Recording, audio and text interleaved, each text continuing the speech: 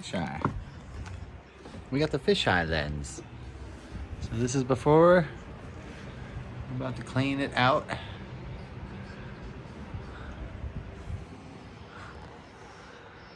Front's gonna stay the same. Already cleaned the dash a little bit. And I did a couple little spots. You can see the overspray there on the transmission. But engine was already blue. Hopefully not blue.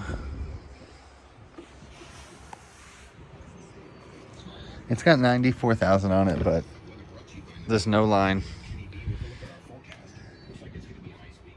Probably idled for a long time.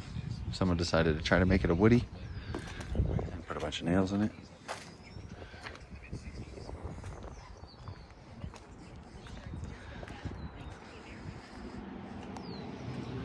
There's a nice kidnap cage. Apparently it was for camera equipment, but I don't know. That's gotta go.